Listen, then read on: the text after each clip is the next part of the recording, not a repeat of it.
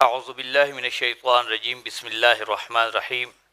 یا ایہا الذین آمنوا اتقوا اللہ وکونوا مع الصادقین آمنت باللہ صدق اللہ مولانا العلی العظیم۔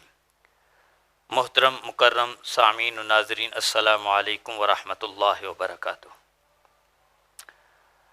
آج کے اس دور میں جب ہم خیر القرون سے دور ہوتے جا رہے ہیں، اس دور میں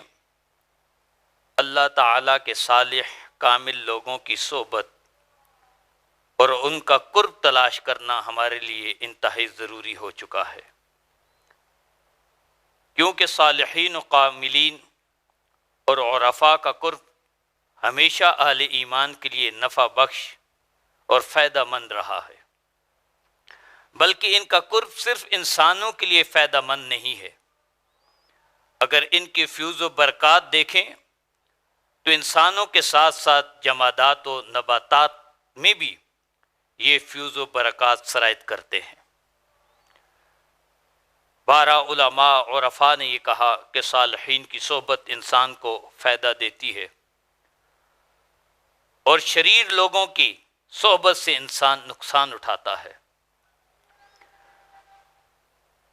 بلکہ حدیث رسول کا مطالعہ کرنے والا آسانی سے یہ بات سمجھ لیتا ہے کہ جمادات میں بھی حب رسول، محبت رسول کوٹ کوٹ کر بری ہوئی ہے، بلکہ رسول اللہ صلی اللہ علیہ وسلم نے فرمایا دنیا میں کوئی ایسی شے نہیں ہے الا یعرف انی نبی، جسے یہ علم نہ ہو کہ میں اللہ کا نبی، اللہ کا رسول۔ بعض روایات میں رسول کے لفظ ہیں، اور آگے فرمائے الا عاصی الجن والانس، کہ ہر شے کائنات کی جانتی ہے کہ میں اللہ کا نبی اور رسول ہوں۔ ہاں، جو سرکش انسان و جنات ہیں، اللہ تعالیٰ کی خیر سے منہ موڑنے والے جو ہیں، ان کے علاوہ ہر ایک کو یہ معرفت ہے۔ اسی لیے معروف بخاری شریف میں اور دیگر کتب حدیث میں حدیث پاک ہے کہ نبی اکرم صلی اللہ علیہ وسلم نے دو پہاڑوں کے بارے میں ارشاد فرمایا کہ ایک وہ جو آپ سے محبت کرتا تھا، دوسرا وہ جو آپ سے بغض رکھتا تھا۔ محبت کرنے والے جبل پہاڑ کا نام احد تھا، اور اسی طرح آپ سے بغض رکھنے والے پہاڑ کا نام عیر تھا۔ آپ نے جبل احد کے بارے میں فرمایا احد ھذا جبل یحبنا ونحبہ وعلی باب من ابواب الجنہ، کہ احد پہاڑ ہم سے محبت کرتا ہے، ہم اس سے محبت کرتے ہیں، اور اس محبت کا فیض کیا ہے؟ یہ جنت کے دروازوں میں سے دروازے پر ہوگا۔ وَهَذَا عَيْرٌ يُبْغِضُنَا، یہ عیر پہاڑ جو ہے یہ ہمارا مبغض ہے، ہم سے محبت نہیں کرتا۔ وَنُبْغِضُهُ، اور ہم بھی اسے پسند نہیں کرتے۔ عَلَى بَابٍ مِّنْ أَبْوَابِ النَّارِ،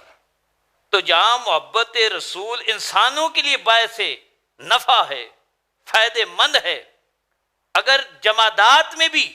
یہ محبت آتی ہے تو اس کو فائدہ دے گی، اور اگر رسول اللہ کا بغض آ جاتا ہے، آپ کی نفرت آ جاتی ہے، تو جس طرح انسان تباہ و برباد جہنم کا ایندھن بن جاتے ہیں، ویسے ہی یہ جمادات بھی جہنم کا ایندھن بن جائیں گے۔ بلکہ ایک اور حدیث میں حضرت عبداللہ رضی اللہ تعالی عنہ سے روایت ہے، اور اس روایت کو ابن ماجہ میں بھی ذکر کیا گیا ہے حدیث کی صحیح ستہ میں۔ کیا فرماتے ہیں؟ ایک موقع پر حضرت انس رضی اللہ تعالی عنہ اس حدیث کے راوی ہیں کہ ان رسول اللہ صلی اللہ علیہ وسلم قال ان احدا جبل يحبنا ونحبه على ترعة من ترع الجنہ، کہ یہ جو ہم سے محبت کرنے والا احد پہاڑ ہے، ہم اس سے محبت کرتے ہیں، یہ جنت کے درجات میں سے ایک درجے پر ہوگا۔ اللہ تعالیٰ اسے جنت میں جگہ عطا فرمائے گا، جو جنت کے بے شمار درجات ہیں ان میں سے ایک خاص درجہ اس پہاڑ کے لیے مختص ہوگا۔ اور فرمایا وعیر علی ترہۃ من ترع النار، یہ عیر پہاڑ جو ہے یہ جہنم کے گڑھوں میں سے ایک گڑھے میں ہوگا۔ اور یہ کیوں ہوگا؟ کہ اس میں رسول اللہ کی محبت نہیں آئی، اور اس محبت نہ آنے کی وجہ فیض القدیر میں علامہ عبد الرؤف مناوی رحمۃ اللہ تعالی علیہ نے لکھی ہے کہ جبل احد کو یہ مقام کیوں ملا، یہ مرتبہ کیوں ملا؟ بلکہ میرا ذوق تو یہ کہتا ہے کہ جبل احد میں یہ محبت اور یہ فضل جو اس قدر وافر مقدار میں سرایت کر گیا، کیونکہ اس کے دامن میں رسول اللہ کے محبوب چچا سید الشہداء حضرت حمزہ جلوہ افروز ہیں، وہاں وہ آرام فرما رہے ہیں اور صحابہ وہاں پر آرام فرما رہے ہیں، تو ان کا فیض اس پہاڑ کو مل رہا ہے، اس فیض سے اس کی محبتوں میں اضافہ ہو رہا ہے۔ علامہ عبد الرؤف مناوی لکھتے ہیں فَجَعَلَ اللَّهُ أُحُدًا حَبِيبًا مَحْمُوبًا كَمَنْ حَضَرَ بِهِ وَجَعَلَهُ مَعَهُمْ فِي الْجَنَّةِ کہ اللہ نے احد کو یہ جو محبتوں کا صلہ عطا فرمایا، محبوب بنایا، حبیب بنایا، تو یہ کیوں ہے کہ جو اس پر حاضر تھے، کیونکہ اس پر رسول اللہ کے قدم لگے۔ یہاں پر شہداء موجود ہیں، رسول اللہ کے محبوب موجود ہیں، تو جہاں ان کو اللہ اعلیٰ مقام و مرتبہ دے گا، ان کے ساتھ ان کے اس دامن سے وابستہ پہاڑ کو بھی جنت میں مقام و مرتبہ عطا فرمائے گا۔ اور عیر پہاڑ کے بارے میں لکھا، کہا وَجَعَلَ عَيْرًا مَبْغُودًا وَجَعَلَ لِجِهَةِ الْمُنَافِقِينَ مِنْ أَهْلِ مَسْجِدِ الدَّرَارِ فَرَجَعُوا مِنْ جِهَةِ أُحَدٍ إِلَى جِهَةِ غَيْرٍ فَكَانَ مَعَهُمْ فِي النَّارِ۔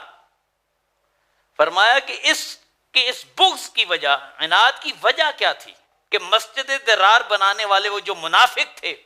جن کے دل محبت مصطفیٰ سے خالی تھے، انہوں نے اس کا رخ کیا، اس کو اپنا ٹھکانہ بنایا،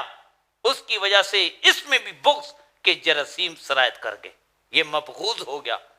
تو جہاں ان کا منافقوں کا ٹھکانہ ہوگا کہ جہنم کا سب سے نچلا ٹھکانہ ان بدبختوں کو ملے گا، اور اپنے ساتھ نہ یہ اپنے ہم نواؤں کو، اپنے رفقا کو، اپنے ساتھ شامل لوگوں کو یہ جہنم کا ایندھن بنائیں گے، بلکہ اپنے ٹھکانوں کو بھی یہ جہنم کا ایندھن بنا دیں گے۔ اسی لیے یہ حضرت داؤد کبیر بن ماخلہ رحمۃ اللہ تعالی علیہ کا یہ قول ہے، آپ نے فرمایا جہاں صلحاء ہوتے ہیں نا، ان صلحاء کے فیوز و برکات اہل ایمان کو ملتے ہیں، اور یہی انہی احادیث کی روشنی میں انہوں نے یہ باتیں کی۔ فرمایا لو تنفس عارف فی بلدۃ ثبت ایمان کل عبد فیہا، کہ جس سرزمین پر کوئی عارف سانس لیتا ہے وہاں پر جلوہ افروز ہوتا ہے، اس کی صحبت کا فیض تو بہت ہی ہے، کہا کہ اس کی سانس کی برکت سے اللہ اہل ایمان کے دلوں کو مضبوط ایمان عطا فرما دیتا ہے، ثابت قدم فرما دیتا ہے۔ اور یہی بات اقبال نے بھی کہی، دم عارف نسیم صبح و دم ہے، اسی سے ریشہ معنی میں نم ہے، کہ جس سرزمین میں عارف سانس لیتا ہے، اس کی سانس صرف لوگوں کو، اہل ایمان کو بھی فائدہ نہیں دیتی، بلکہ فرمایا کہ جو وہاں پر پھل ہیں ان میں جو ذائقہ ہے، ریشہ معنی میں نم ہے، اس میں جو تری ہے، جو مٹھاس ہے، وہ اس سانس کی برکت ہوتی ہے۔ گر کوئی شہیب آئے میسر تو شیبانی سے کلیمی دو قدم ہے، جو مسافت سالوں پر محیط ہوتی ہے، صدیوں پر محیط ہوتی ہے، یہ عارف اللہ والے دو قدموں میں وہ ساری منازل طے کروا دیتے ہیں۔ تو جہاں اللہ والوں کا فیض انسانوں کو ملتا ہے، وہیں یہ فیض وہاں موجود ہر شے میں سرایت کرتا ہے، اور اسی طرح سے جہاں بدکاروں کے برے اثرات انسانوں پر پڑتے ہیں، وہ یہ اثرات ان مقامات، ان جگہوں پر بھی پڑتے ہیں۔ لہذا کوشش کیا کریں کہ صالحین کی صحبت حاصل کریں، شریروں سے بچیں، رسول اللہ کے مبغضوں اور دشمنوں سے دور رہیں، ان کی صحبت اختیار کرنے سے بچیں، ان کے محلوں سے دور رہیں، ان کی مجالس سے دور رہیں، ان کے ٹھکانوں سے دور رہیں۔ چاہے وہ مسجد بنائی تھی، بڑا اچھا ٹائٹل تھا، لیکن حکم کیا ہوا کہ چاہے یہ شکل و صورت تو مومنین والی انہوں نے رکھی ہے، اللہ کا گھر بنایا ہے، لیکن یہ اللہ کا گھر نہیں ہے۔ اس کو ختم کرنا ہے۔ اللہ تعالی ہم سب کو ایسے شریروں کے شر سے بچنے کی توفیق عطا فرمائے، صالحین کی صحبت حاصل کرنے کی توفیق عطا فرمائے، ان کا قرب حاصل کرنے کی توفیق عطا فرمائے۔ وآخر دعوایا الحمدللہ رب العالمین۔